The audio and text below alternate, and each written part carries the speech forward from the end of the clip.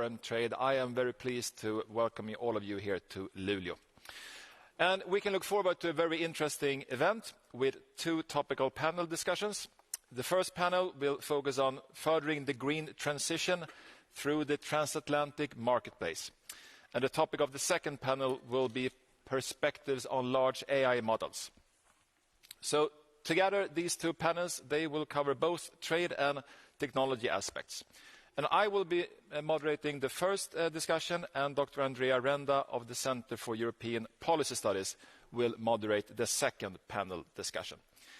And in order to hear as much as possible from our distinguished panel, I suggest that we begin the discussions straight away. And as you can see, we have a very high-level panel here today. From the United States government, Secretary of State Antony Blinken, Secretary of Commerce Gina Raimondo, and the United States Trade Representative Ambassador Catherine Tai. And the European Commission is represented by Executive Vice President Valdis Dombrovskis, Executive Vice President Margrethe Vestager, and Commissioner Thierry Breton. And of course, representing stakeholders from both sides of the Atlantic, we have Karin Lexén from the European Environmental Bureau.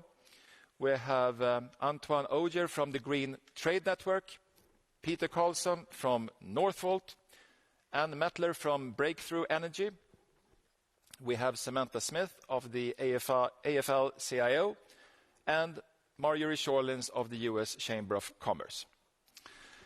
So the theme of this panel is very wide, furthering the green transition through the transatlantic marketplace. We could talk about that for hours, but I would like the discussion here today to focus on three different aspects.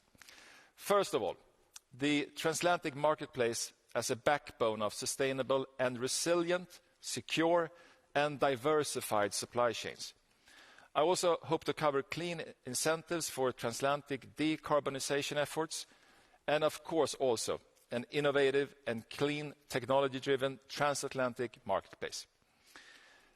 And in order to hear as much as possible from our stakeholders' representatives, we will begin here today by brief statements from three TTC principals, followed by statements from each of the stakeholders. And I also hope that we will be able to spend some time on an open discussion among all the panelists. So I would like to give the floor now to European Commission Executive Vice President Valdis Dombrovskis. Valdis, the floor is yours. Thank you, Johan, dear panelists. Well, first of all, we are happy to be here in Luleå, which is a center of new industrial revolution for a more green and sustainable future. It's very timely that we discuss how TTC can contribute to driving the green transition forward. Both European Union and United States are committed to lead the fight against climate change, and Trade and Technology Council can make important contribution to this effort, because it's a great example of a multidisciplinary platform that builds on digital and trade expertise. So the thinking behind it's simple.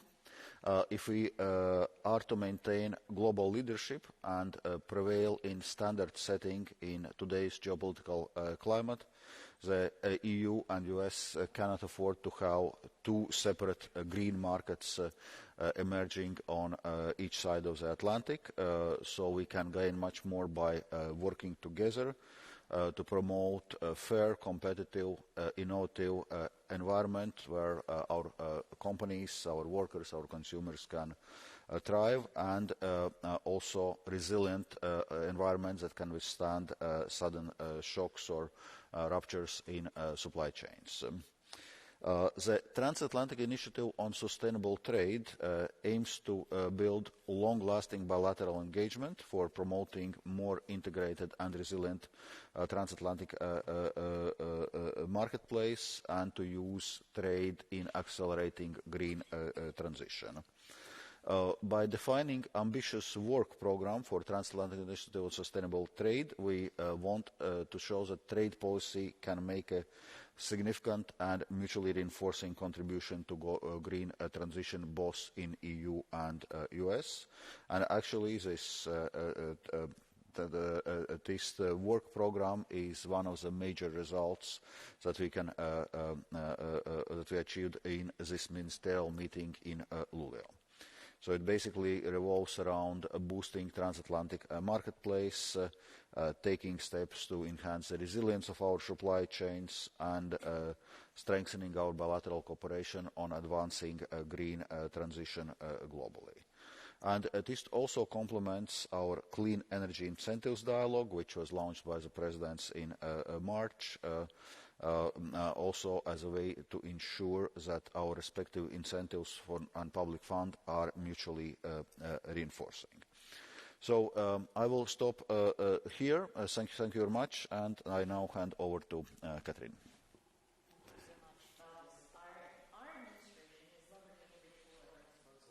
To drive urgent climate action, from presidential directives like the 2021 Executive Order to fight climate change to landmark legislation like the Bipartisan Infrastructure Law and the Inflation Reduction Act. We want our trading partners to recognize with us, by working together, that acting to protect the climate is good for our businesses, for our workers, and for our economies, not just critical for the environment. As we seek to reduce our carbon footprints and benefit our industries, we're each bound to do things that cause anxiety for the other side, whether it's on the EU side, the Carbon Border Adjustment Mechanism, or from the US side, the Inflation Reduction Act. But our shared ambition to tackle climate challenges is what is important. It creates an opportunity for us to work together to tackle the existential crisis that threatens all of us and our future generations. I wanted to highlight that we are continuing our negotiations between the U.S. and the EU. And you heard Valdis talk about putting the U.S. and the EU markets together on a transatlantic basis to drive the kinds of change and that race to the top that we know that this inflection point is creating an opportunity for us to do. The global arrangement will be, when we get there, which will be this fall, right, Valdis? Yes. The world's first carbon-based sectoral arrangement to address carbon intensity and overcapacity in the steel and aluminum sector. This arrangement, I am confident, will be historic. It will help us to achieve our sustainability goals by reducing emissions, defending key industries and jobs, and spurring that race to the top, while also addressing unfair competition from non-market economies and sources of overcapacity like China, but not solely China. Together, we're demonstrating that trading partners can align on common objectives and use trade tools to decarbonize our economies and drive cleaner trade. Lastly, President Biden has instructed me to bring a new approach to trade that advances the needs of our workers, protects the environment, and creates an inclusive prosperity. I just want to highlight the fact that the EU is, once again, our premier partner in manifesting a new paradigm for doing trade, something that pursues a positive vision for our future, is focused on decarbonization, but also has the welfare and the livelihoods of our workers at the heart. Thank you. Thank you, Ambassador Tai. I will now give the floor to United States Secretary of State Anthony Blinken. Johan, thank you very, very much. At the risk of repetition, I think you'll hear me in violent agreement with my friends and colleagues. But the first thing I want to say is this. It is so critical to us that not only are we having this stakeholders meeting, but that everything we do is infused with the views, the perspectives, the experience of the stakeholders. It's a critical part of the TTC. One of the things I think we've learned, those of us who've been in government for some time now, including myself, is that more than ever before, if we do not have stakeholders with us on the takeoff of every big issue, they're probably not going to be there on the landing, and what we do is not going to be sustainable. So we place tremendous value on having all of you here, but not just today, every day as we're working through these challenges. And whether you traveled here in person whether you're actually with us virtually today in some fashion, or many who are sharing their views in writing, thank you, because it's an integral part of this process that we've established. And I also want to give a special shout out to the students among us here today. It's a cliche to say that what we're doing, what we're working on, will shape the future that you inherit. But there's another part of that, which is you need, and we're counting on you to help us do that shaping. This is not simply something that we're doing now that we're eventually going to hand off to you. It's vitally important that your voices, your views, your perspectives be included. By definition, every new generation has a new way at looking at the challenges that we're facing at any particular time, and none of us have a monopoly on ideas, never mind good ideas. So your engagement's critical, and again, it's not just thinking about the future, it's actually the present, the now, where we really want that engagement. Working together, I think we share the same objective, and that is to build a clean infrastructure and develop clean technologies for the future.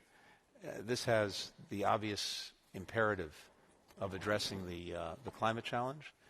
It also, I think, we're convinced, has the tremendous benefit of actually building new economies for the future that are going to be, or certainly can be, powerfully beneficial to all of the constituent elements of those economies, whether it's our workforce, whether it's our companies, whether it's our societies as a whole. Now, none of this happens automatically, none of it's easy, and we know that there are huge challenges in getting from here to there. But we're equally convinced that if we are able to do this together, we actually can succeed and can do this effectively. Some of us just came from a G7 meeting a few weeks ago, where on one level the good news is that the G7 countries, if you look at them, have each made commitments that, if fulfilled, and that's a big if, would keep global warming to 1.5 degrees Celsius. So that's the sort of good news. The less good news is the same cannot be said of the G20, and the same cannot be said if you go out even beyond the G20. So even in just making sure that we have the appropriate ambitions, again, the G7 is in a pretty good place, but we need to build out from there, and that was some of the work that we actually were doing at the G7. So we have a shared goal. We need to make sure that everyone is adapting and adopting the plans necessary to reach it, but then, of course, that's not enough. We actually have to implement them, and that's really where we know the challenge lies. But again, I think if we're able to not only have the vision necessary, but actually convince all of our constituents that we can, all of us, wind up in a better place, we can get there. The governments and private sectors have an enormous challenge in actually advancing a fair and efficient clean energy transition at a scale and pace that's needed to achieve the goals. So it is bringing this up to scale, and then, of course, it's moving quickly on it. We all know that the decisions and the actions that we take over the next 7 years, the remainder of this decade, are going to determine whether or not we're able to reach the goals that many of us have set for halfway through the century, 2050. One other thing I just wanted to emphasize, and it's something that Valdis and Catherine also touched on. When we're looking at this question of fairness, we want to ensure not only a level playing field, as vital and as important as that is, we're also working through the TTC, including, for example, via the semiconductor early warning system that we've established, through the clean energy incentives dialogue that you've heard alluded to try to build sustainable, resilient supply chains that are free, for example, from forced labor and immune from economic coercion. Those are vital aspects of the future, too. And we have strong constituencies that are insisting that we move in that direction. We also use the TTC to actually elevate environmental, social, and government standards as we build diverse, sustainable, and secure supply chains. Ultimately, what we're about, if we do things right, is creating a race to the top, not a race to the bottom. And if it's a race to the top that everyone participates in, no matter where they're from, no matter which country they are, that's a good thing. And that's what we want to encourage. As you heard Valdis say as well, it's so vitally important that we coordinate together through the TTC to make sure that For example, some of the incentives that we're putting in place to create that race to the top are properly coordinated and don't actually inadvertently create some kind of zero-sum game race to the bottom. On both sides of the Atlantic, we have now unleashed incredibly powerful incentives to try to drive innovation and complement and spur private sector investment. But we've got to do it in a way, again, that is complementary. So the incentives dialogue that we've established, that was announced by President Biden and Commission President von der Leyen back in March, not only ensures that the incentive programs are mutually reinforcing, but it also facilitates sharing information and also joint action to address the non-market practices that some are engaged in, including China. Finally, all of this is very resource intensive, but money is not the only challenge that we face. There are other issues that are vitally important that we discuss, all of us together, that are obstacles in the way of the faster deployment of clean technology at a scale so that we can actually make a difference. Developing new clean technologies like solid-state batteries of the future, hydrogen and other clean fuels, carbon capture technologies, all of these require a whole ecosystem of support beyond simply the financial resources or subsidies that may come along. Creating the technological industrial base on both sides of the Atlantic requires all of us to engage, to do more, and especially to listen to each other, to make the necessary adjustments, because some of this, it's so new that there's trial and error involved. It's iterative, and we're going to make mistakes.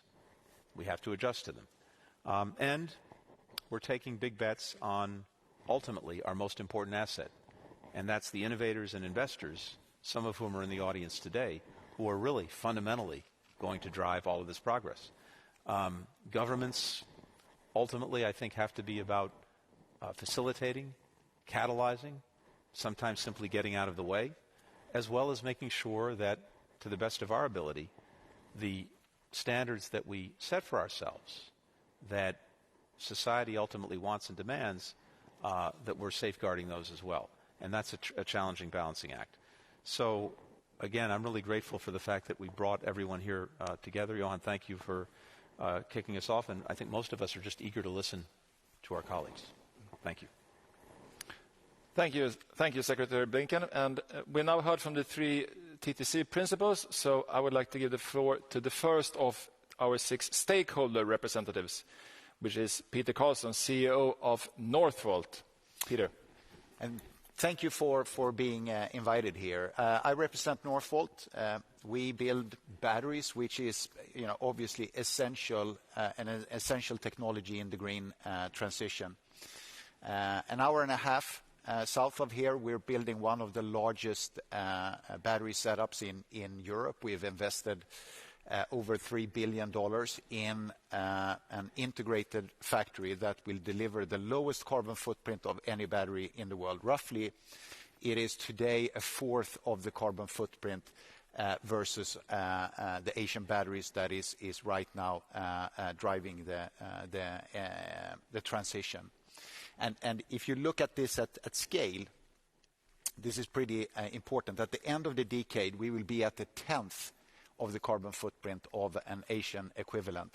And the way we drive this transition, the way we drive the electric car transition, will determine whether we will create a carbon footprint the size of Spain's or whether we will avoid it. And that's where I think the collaboration between Europe and North America is incredibly important, because on the sustainability area, we have very similar values, and we can drive a common market and a common playing ground, preventing us to defy what we really want, which is driving a green transition. We also have, we have advantages in technology, we have advantages in quality, we have disadvantages in the scale of the industry. And at this point of time, we can together, if we collaborate, we can mitigate those by creating a very, very efficient market. The US with the IRA has been, a very efficient program in driving investments. And these investments, and Europe is coming there, these investments are incredibly important because they are about the jobs going forward in the automotive industry. These are about the university. This is about technology leadership. And creating these regional investments is incredibly important. The last thing I want to point out is the collaboration around the strategic supply chains.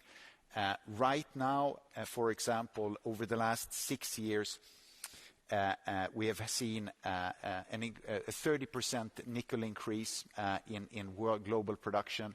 It's all in Indonesia. It's all driven by Chinese and Korean players. I think Europe and US need to collaboratively work together on building supply chain on strategic raw materials, because this is so crucial in this green transition. Thank you. Thank you, Peter. And our second stakeholder today is Anne Mettler, Vice President Europe of Breakthrough Energy. Great.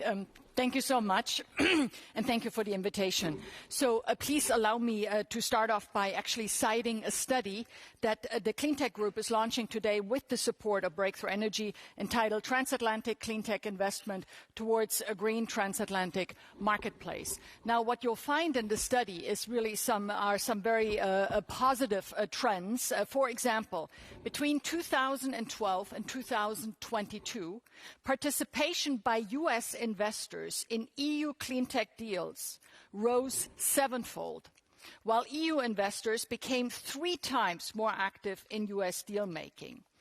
And this, of course, occurred in the complete absence of any formal political process, and apart from the Transatlantic Green Alliance that the US and the EU committed to launch.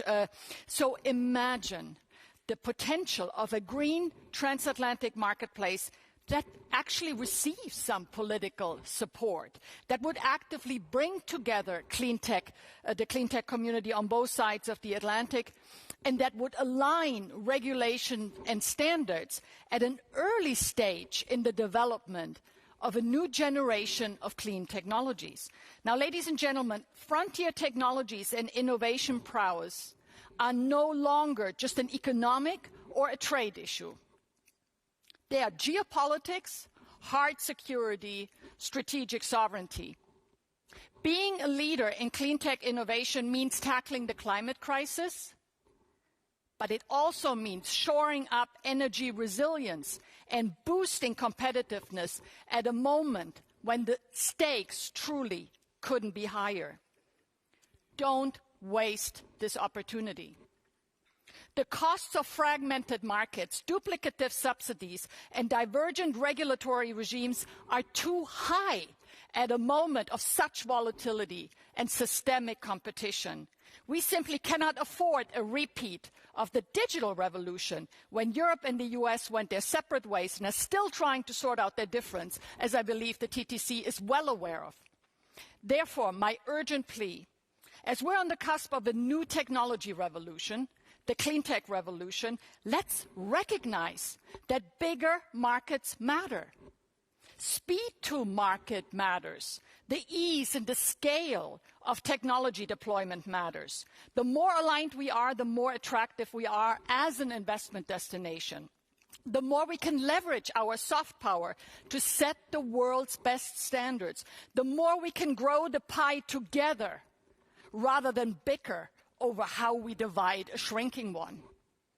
Concretely, I asked this body to do 3 things. Firstly, open up the TTC process to the cleantech community to help identify where there is scope and need to align. Secondly, infuse this body with some commercial logic and know-how, and double down on the ambition that we must once again lead the technology frontier.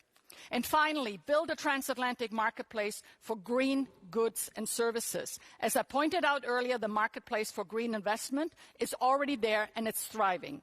So it's something we should and we must build on now. And I'm looking to the TTC to make this happen. Thank you for your attention. Thank you, Anne. And we will now hear the views of Karin Lexén, President of European Environmental Bureau. Karin, the floor is yours. So thank you so much. It's a great honor to be part of this conversation. And as said, it's my role to convey the perspective of the civil society. Maybe the notion that our planet Earth is a loan from our children may be a good way to illustrate our point of departure. So we do believe that innovation, new technology and trade are important vehicles, really important vehicles for the green transition, given, as already pointed out, within the sustainable boundaries and in respecting human rights. So we believe that the TTC has a very important role to play.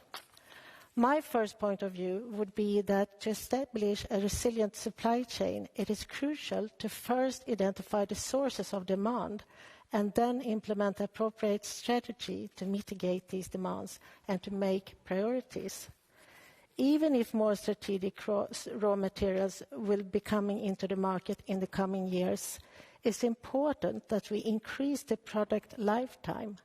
For this, we must go beyond merely advocating recycling and emphasizing also reuse and repair and other strategies.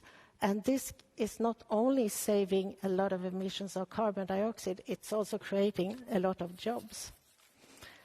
Second, the green transition is about decarbonization, but not only. Climate change mitigation must go hand in hand with nature protection and restoration.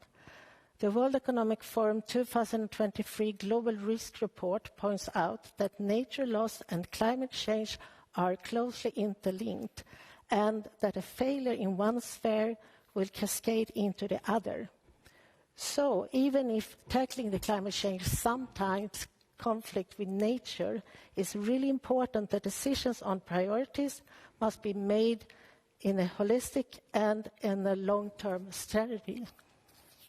Third, human rights and indigenous peoples' rights, including the free, prior, and informed consultation, must be respected and fully integrated in all processes, not only for the sake of the communities that are directly affected by the impacts, but also since the foundation of a sustainable and safe society is respect and dignity.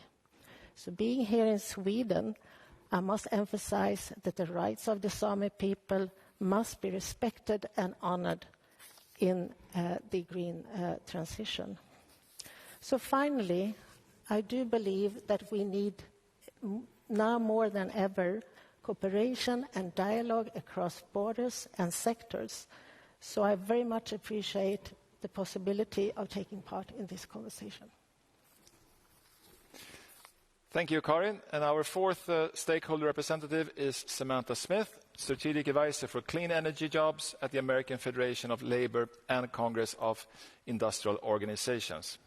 Please. Yes, thank you very much, Minister, and thanks to Secretary Blinken and the U.S. Trade Representative Catherine Tai, and to you, Executive Vice President Dombrovskis, for convening us.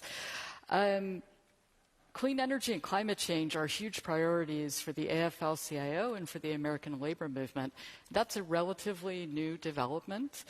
And it is in large part because the IRA, the CHIPS and Science Act, the Infrastructure and Investment in Jobs Act, these gigantic federal investments in our economy and in clean energy, because they have labor standards attached to them.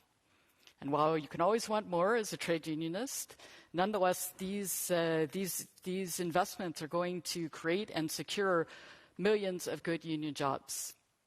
And that is absolutely critical for us and for our members.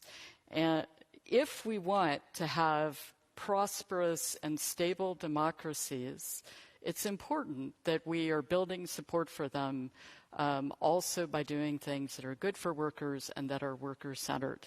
I'll just explain why. I mean, a lot of our members care very deeply about climate change and the green transition. But every single one of our members, and over 70% of American workers, cares about getting a good union job.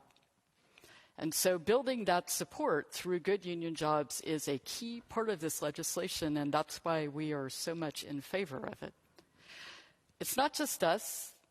We're an international movement, so we talk, for example, to our European trade union sisters and brothers, our siblings, all the time. And we know that this is something that matters to them, too. Having high labor standards that are attached to government subsidies and incentives, to trade, and also to corporate practices, that matters to European workers. It matters to workers in every country where you have trade unions. So we are all fully aligned, even if sometimes our governments are not, about what we'd like to see happen in this green transition. We want every job that comes out of this green transition to turn into a good union job.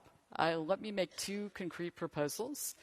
So the first is that there are these huge investments by the EU and the US in the green transition.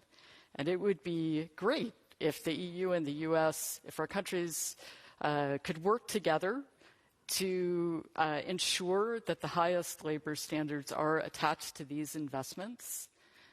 Again, creating these good union jobs that all of us want. And second, we'd also like to propose an MOU between the EU and the US to have a formal process to work on establishing what we would in the US call high road supply chains for certain green goods that are going to be critical to this transition. And just as examples, really in the EU, European countries, the US, we're spending billions of dollars or euro on solar panels and photovoltaic cells. And we need to have secure supply chains that exclude forced labor and that also are going to make sure that the people making this stuff have secure, safe jobs with rights and with all the benefits of freedom of association and freedom of expression. So those are our two proposals. Thanks very much for the opportunity to put them forward. Thank you, Samantha. And I would now like to give the floor to Antoine Audier, Head of Program at the Green Trade Network. Thank you very much, Minister. And yes, I come here with a double hat as a Head of Program for IEP, which is a think tank based in Brussels, but also as a coordinator of the Green Trade Network, which is a new initiative, a collection of experts on trade issues, discussing sustainable trade issues, and providing, and I insist on that, evidence-based solutions. So why do we try and take time from such busy people? Well, that comes from a dire conclusion from the IPCC. The idea that climate change is causing widespread impact to ecosystem, people, and infrastructure throughout the planet. And that is arguably the single most important cost that our economies will have to face in the coming decades. Yet, these impacts and these costs are associated with a great degree of uncertainty as to where, how, and to what, with how strongly they will manifest, which complicates our policy response from a risk assessment perspective. So in the face of such risk and such costs, we are convinced that trade is part of the solution. Trade is fundamentally a flux, a facilitator, an accelerator even, between an exporter benefiting from additional market opportunities and an importer that benefits from better access to potentially crucial commodities, goods, and services. And investment is the other side of that coin that provides the means to these stakeholders to actually operate. So the key question is, what do we facilitate through trade and investment? What sector? What good? What services?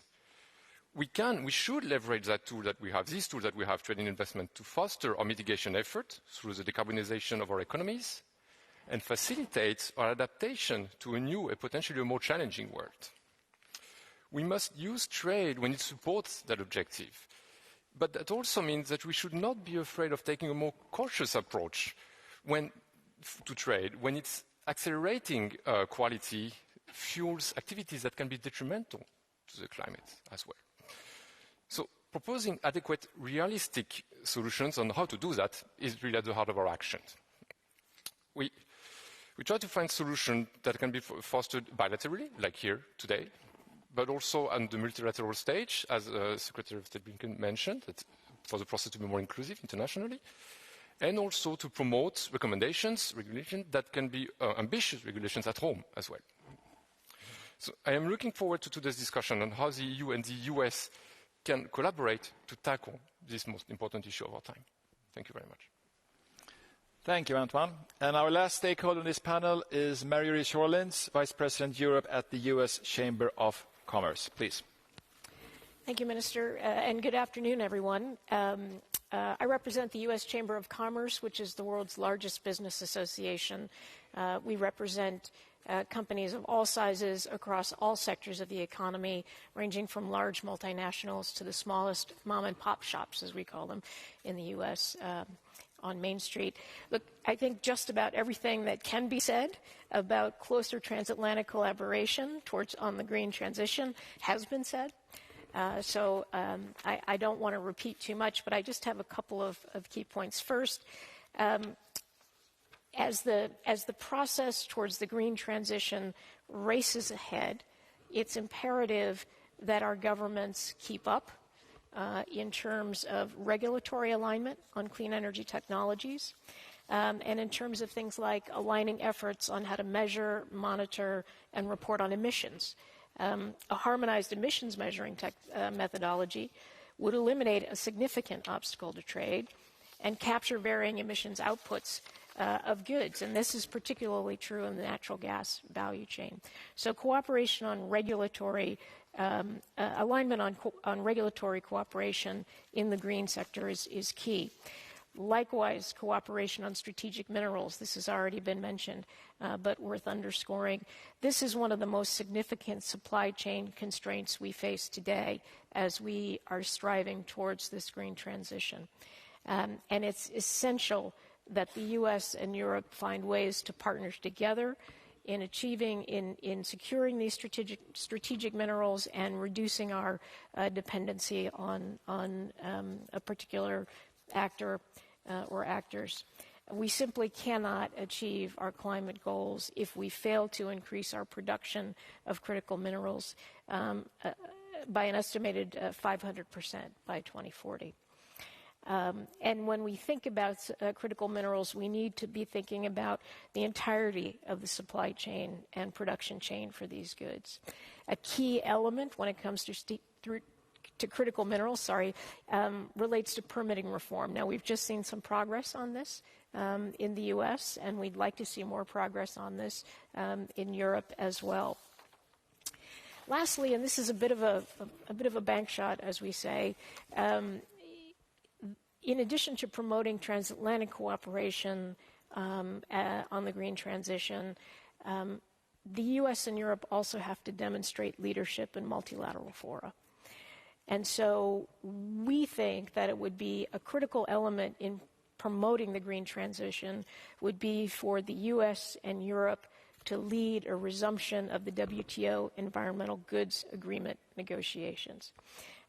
While agreement on what constitutes an environmental good can be difficult to achieve, initiating conversations on supply chain resiliency, many of which are already occurring, including in the TTC, would be a very important step forward.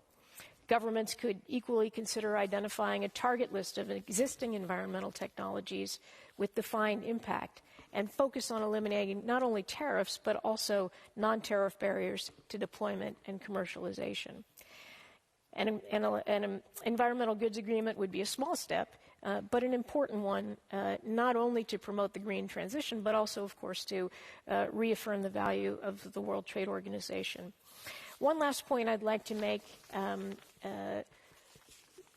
that is the inherent link between the green transition and the digital transition. These are the twin pillars driving this Commission's agenda. I would argue these same pillars are driving the American government's agenda nowadays. And it's important to remember that one cannot occur without the other. Thanks to that interconnected global economy, which is underpinned by data flows and e-commerce and the internet, we're able to seamlessly engage with one another and through online meetings and things like that. We're all fed up with Zoom, pandemic-induced Zoom fatigue. But all of these are excellent ways to lower emissions and stay connected and boost our productivity. The digital sector is also one of the greenest parts of our economy, powered by a globally integrated cloud network, which is in turn overwhelmingly powered by, for example, here in Europe, require the localization of industrial data in Europe. It's important, it's critically important to get the digital and data policies right on both sides of the Atlantic in order to sustain our progress in the green transition. Thank you. Thank you, Marjorie, and thank you, everyone. And we still have some time left now for discussion. And well, we've heard now about all of these important challenges that are ahead of us, and also about the opportunities. That's also important to underline. But while we are now here in the northern parts of Sweden, in Luleå, and we're having this fantastic TTC meeting, I think the obvious question for me to ask you in the panel now is, how do you believe that this TTC meeting that we've had can really leverage the role of the transatlantic marketplace and also promote this transition that everyone is talking about, the transition to a low-carbon emissions economy? Who would like to start? Margrethe. I'd love to start because we have something really tangible. Because outside of this amazing House of Culture, there was an electrical autonomous truck with its charger. And that charger is now a transatlantic charger.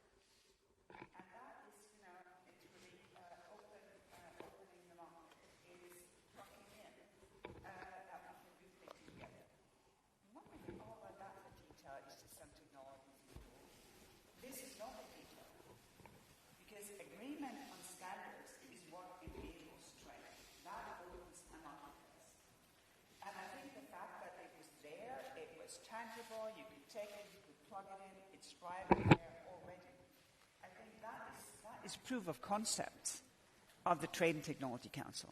That really shows that this is working. It is delivering, it is tangible, and the promise for the future is even better.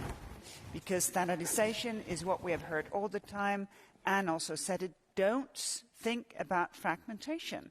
We cannot afford it, and with the geopolitics of this world, it will damage ourselves. So I think here what we have seen is absolutely proof of concept of the Trade and Technology Council. Thank you, Margrethe. Would anyone else like to comment on this? Samantha? Sure. So the TTC, has already innovated and developed this transatlantic labor dialogue, bringing together social partners from Europe and from the United States. And it can also be a place where, again, Europe and the United States align on labor standards. So a lot has been said about aligning on technical standards and on measuring and reporting emissions from different value chains. This could be a place where we align on making sure all the jobs are good. And that, in turn, helps to align markets. It helps to level the playing field, and it helps to keep out bad actors. So maybe that could be a unique role for the TTC. Thank you, Samantha. Anne? Yes, so I agree with everything that was just said. I would encourage, though, that we focus particularly on frontier technologies. There'll be a whole slew of new clean technologies that we are developing now and deploying. And it's very important that you step in at an early stage in setting standards and in regulating, so that we don't have this divergence, as I mentioned, that we had with digital technologies. Please prevent that from doing, because this is very costly to companies, and it's also costly for governments, because you're both investing massively now in these new technologies. So this is one way to accelerate the deployment and the scaling that is so urgently needed. So please, and I know this is difficult for policymakers because you oftentimes don't know what the technology frontier is, but there are many out there who can help you define what it is and better understand it. Please use this body to not only look at mature technologies, but really the emerging clean technologies. Thank you, Anne. Anyone else? Antoine? Yes, thank you, Minister.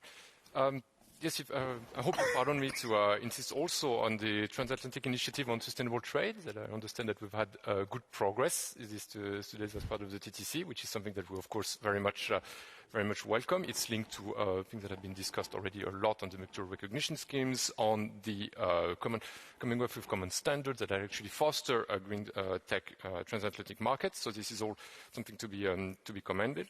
I also wanted to, I'm sorry, I know that we are still in the conversation of today, but I would already like to project for the next one, as I understand that there's already some agreement to start talking of a transatlantic initiative on circular economy, perhaps, that would be scheduled for the next TTC, TTC 5, which I think is also something absolutely crucial if we want to develop the sort of trade fluxes that I was talking about in my preliminary statement, that what trade we want, and trade in secondary products that can be reused, remanufactured, etc., is absolutely crucial in opening new markets as well. So I also wanted to comment the conversation that have been happening here in the last 2 days and put a little pin on that circular economy one. Thank you.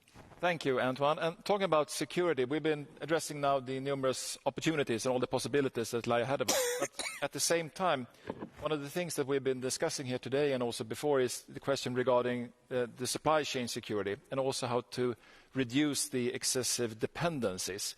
How do you believe that the TTC can work in order to promote this? Well, I think we've already demonstrated some approaches that can make a difference. For example, through the TTC, we've been developing an early warning system to be able to detect in real time challenges, threats, disruptions to supply chains. We've all, the hard way, learned a tremendous amount through COVID. We see the impact that disruptions to supply chains have. We also see the challenge of having non-diversified supply chains where we may have an over-reliance on any one source of supply that can get interrupted or disrupted. And through the TTC, we've been working to address that. I think the early warning system is one very good innovation where we're bringing everyone together, again, to be able to see in real time if there's an imminent disruption and to be able to take action before it's too late to avoid that disruption or to mitigate it. Thank you. Valdis? Indeed, you raised an important point on how we are not developing strategic dependencies, how we ensure resilient supply chains. Well, one answer, obviously, for resilience is diversification. So this brings us back both to our transatlantic green market, but also broader engagement with reliable partners around the world. Indeed, we have learned in a hard way on strategic dependencies. The one, for example, which we have developed on Russia's fossil fuel, notably natural gas supplies, which we had to unwind in a previous winter, which we did, but we know it was complicated and costly. And we also know that the green and digital economy will require different sets of inputs, different sets of raw materials, and so we should not develop new strategic dependencies. So we need to have cooperation around the world with different partners to see that we have diversification of those raw material supplies. As you know, we are currently negotiating a critical minerals agreement with the United States. Okay, it serves a specific purpose to address some of the aspects of U.S. Inflation Reduction Act. But also today in TTC we discussed that we need this broader cooperation in the area of raw materials. We actually agreed that we will be having this conversation in a framework of TTC, how we can cooperate in this area more broadly, because we are now at the stage where both EU and US are developing our raw materials strategies in a context of green transition. So it's important that we do it in a way which is to the extent possible aligned. Thank you. Thank you, Valdis. Karin? Yeah, thank you. I think that the TTC can really provide hope in a time where people desperately need hope and set good examples on how to proceed. And I'd like to come back to the demand side, the user side. And there's a lot of things that can be gained through reuse, through eco-design, through innovative techniques, both when it comes to reducing CO2 emissions, but also when it comes to create new jobs. So there you can be really innovative and secure the resources in a very good way. That is also good for the nature. Thank you. Marjorie? Yeah, I think two things. One, I think the TTC it has been and can be extraordinarily helpful in identifying joint solutions to shared challenges. I think that the kinds of solutions that we're looking for when it comes to the green transition require indeed effective, sustained, ongoing, detailed engagement with stakeholders. Because the technologies that are being developed, and some exist today, some are being developed, it requires policymakers to understand what is actually feasible, what is commercially viable, and what the sort of ecosystem has to look like in order for those technologies to be developed to get at our climate objectives. So I want to underscore the importance of continued stakeholder dialogue. The other thing I would say is that in the conversation about supply chains, supply chains are not only about more robust supply chains are not only about reducing our dependency on individual countries for particular products, but it's also about promoting trade in a transatlantic space. And this requires eliminating both market access barriers and non-tariff barriers. And so to the extent the TTC can be a mechanism to promote that aspect, that T of the TTC, we would like to see more of that. And I think that will help facilitate the green transition. Thank you. Peter? I'll bring a last angle. 3 years ago, we acquired a technology company in Silicon Valley, Cuberg, that brings a new battery technology, roughly 50% higher energy density than compared to what we see in our vehicles today, with the focus of implemented in next generation electrification, aviation, for example.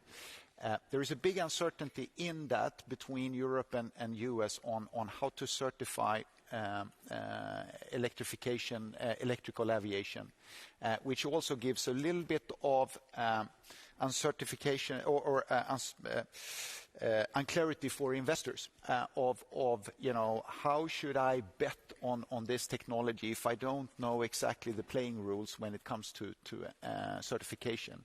And this is an area, for example, where I think collaboration could be very, very welcome.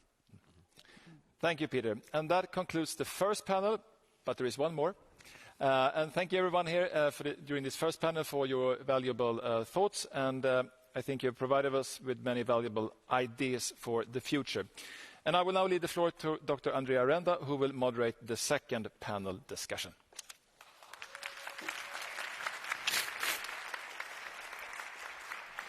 Thank you.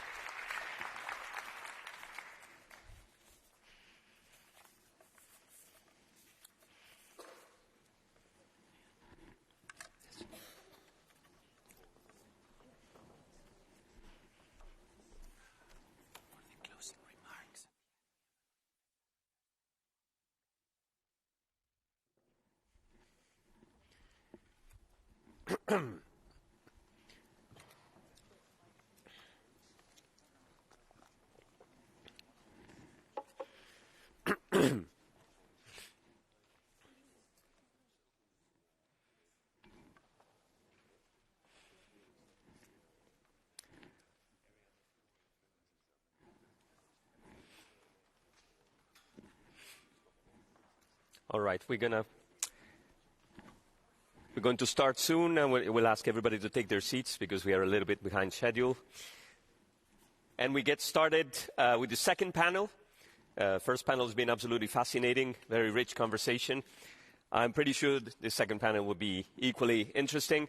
I'll introduce myself first. My name is Andrea Renda. I'm a senior fellow at the Center for European Policy Studies in Brussels, and I'm a professor of digital policy and AI policy at the European University Institute in Florence. I was a member of the high-level expert group on AI at the European Commission, and I'm the director of the Trade and Technology Dialogue, which is supporting the organization of this TTC4, but in general is an EU-funded project that supports the TTC in all its working groups with research and event organization. I'm even more particularly involved in this activity on AI. That will be the subject of this panel, because I was asked by the European Commission to be a member of 2 of the 3 working groups that basically implement the roadmap on AI as part of Working Group 1. So today we will talk about generative AI in particular. It's a topic that needs, I would say, very little introduction. It is a topic that has raised excitement, a lot of concern, but also it has prompted policymakers, certainly on both sides of the Atlantic, to accelerate activities. And some of the stakeholders you see involved here have been also involved in those activities in frontline and discussing with policymakers how to take action rapidly, because the concern and the opportunities that have emerged from these technologies have emerged even more rapidly than what we thought. So we're going to discuss 3 themes that are very interrelated. One is a basic question. Is it something genuinely new in terms of opportunities and risks?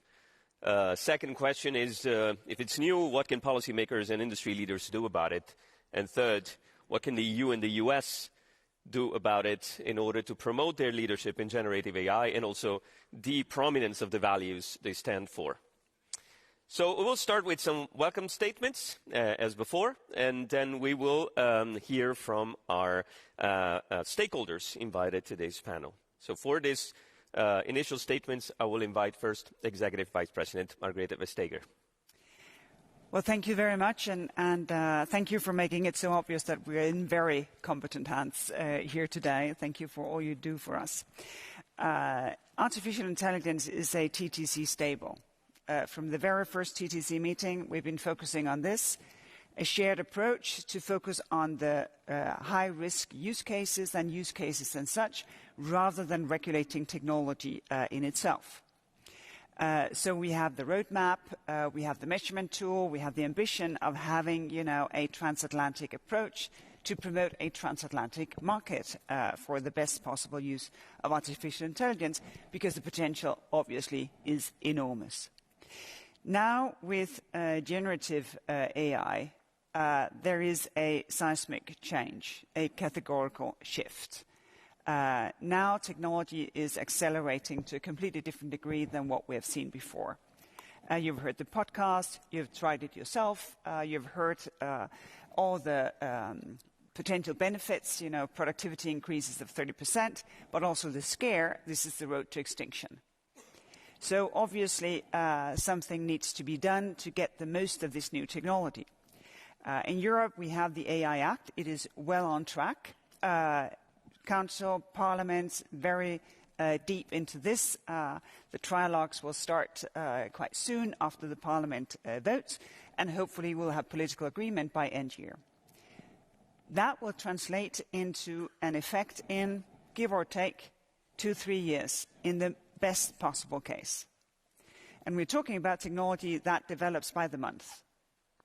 So what we have concluded here at this TTC is that we should take an initiative to get as many other countries on board on an AI code of conduct for businesses voluntarily to sign up. And that can then bridge whatever legislation may come in the different jurisdictions without prejudice to our parliaments and our councils, Congress, Senate, whatever we have, but to say, well, this is what we need right now. I think industry input is most welcome because I think it's crucially important, but I think it's also important to have a push from our side to say, well, this is what we expect. And I think it's really important that we think about the planet here. We would be more than happy to get it started, but obviously there are so many like-minded partners out there. Think about the G7. We have this AI Hiroshima process there as well. We have India, Indonesia as invited partners. I think if you take G7 and those two, we have about, 1/3 of global population. So we could really have effects if we get that right and get these businesses to say, this is what we will do as of now to keep us all safe from the risks of this technology and to enable a best possible use of this technology. And here I think the TTC is an obvious place for such an initiative to take off. Thank you very much. And Secretary Raimondo, I give you the floor for your statement.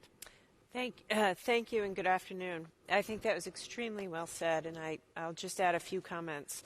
When we conceived of and began the TTC, we committed to ensuring that this body would deal with the most relevant issues of technology and really look at the ways that new technologies could help people in their everyday lives, in their everyday businesses, as they get health care, as they're educated, as they run their business, but also make the TTC relevant by ensuring that the technology was harnessed for good. AI couldn't be more relevant, yeah? And it is coming at a pace like no other technology. Like other technologies, we are already seeing issues with data privacy, misuse, what happens when the models get into the hands of malign actors, misinformation.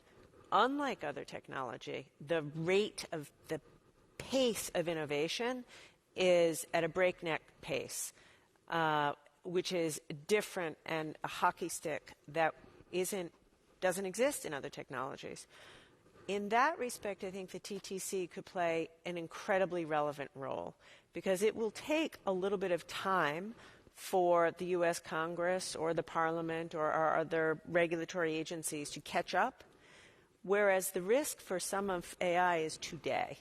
And so we are committed to making sure that the TTC provides a forum for stakeholder engagement, engagement of the private sector, engagement of our companies, to figure out what can we do in the here and now to mitigate the risks of AI, but also not to stifle the innovation.